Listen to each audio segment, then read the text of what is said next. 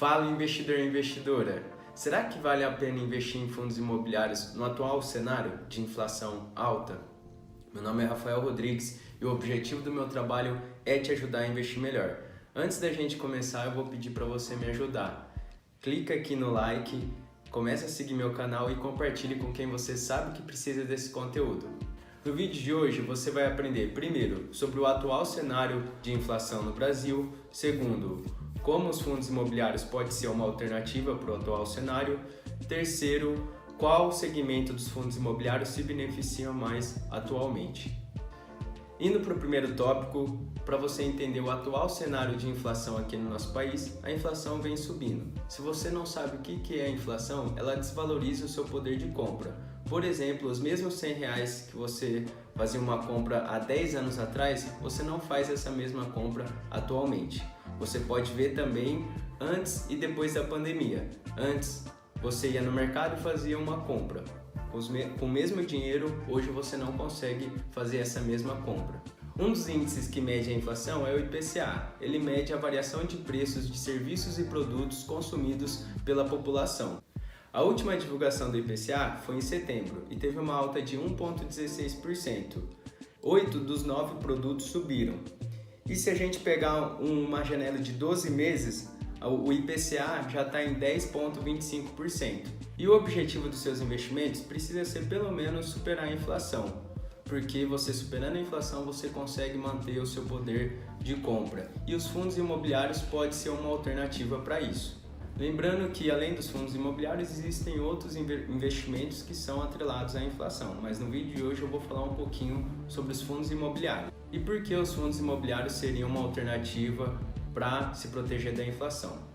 Nesse segmento você ganha de duas pontas. Primeiro, com a valorização da cota que você investiu, então você pega o seu dinheiro, investe no fundo imobiliário e aquela cota que você tem ela pode se valorizar, também pode se desvalorizar. E a segunda ponta é você ganhar com os rendimentos, como se fosse aluguel que o fundo imobiliário te repassa. Então, por exemplo, o fundo imobiliário tem um imóvel, ele vai alugar esse imóvel e uma parte da receita vai para os investidores. E esses rendimentos, eles são corrigidos pela inflação. Então, o aluguel vai ser corrigido pela inflação, por exemplo, e consequentemente aquele rendimento que você recebe também. E existem dois segmentos dos fundos imobiliários. O segmento de tijolos, que o fundo realmente tem um imóvel, então ele pega, aluga esse imóvel e com a receita repassa para os investidores. No segundo segmento, eles são chamados fundos de papéis ou de recebíveis. Nesse segmento, eles não têm um imóvel em si, eles têm títulos ligados ao setor imobiliário, ou seja, eles têm investimentos ligados ao setor imobiliário. Tem também aqueles fundos que misturam os dois segmentos, tanto os de tijolos quanto de papel.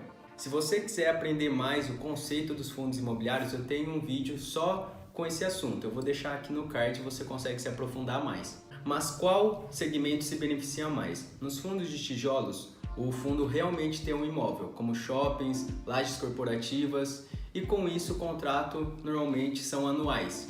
Então o reajuste da inflação acaba demorando mais. Já nos fundos de papéis, o fundo ele não tem os imóveis, né? Eles não têm, por exemplo, o repasse do aluguel.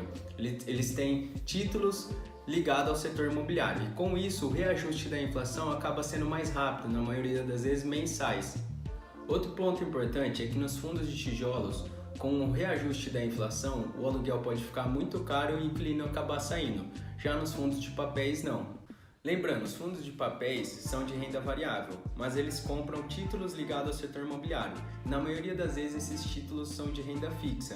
Então, comparado com outros segmentos dos fundos imobiliários, esse segmento acaba sendo até mais conservador. Fazendo um resumo de tudo que você aprendeu aqui, tanto os fundos de papéis quanto os fundos de tijolos, os rendimentos que você recebe, eles são corrigidos pela inflação, mas os fundos de tijolos tem um prazo maior aos contratos, então essa correção demora um pouco mais. Já os fundos de papéis você consegue ter essa correção mais rápida, então eles são uma alternativa ali para você investir.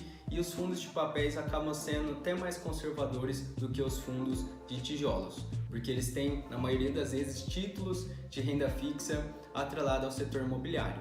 Se você quiser que eu fale mais sobre investimentos que você consegue se proteger contra a inflação, deixa aqui nos comentários e até a próxima!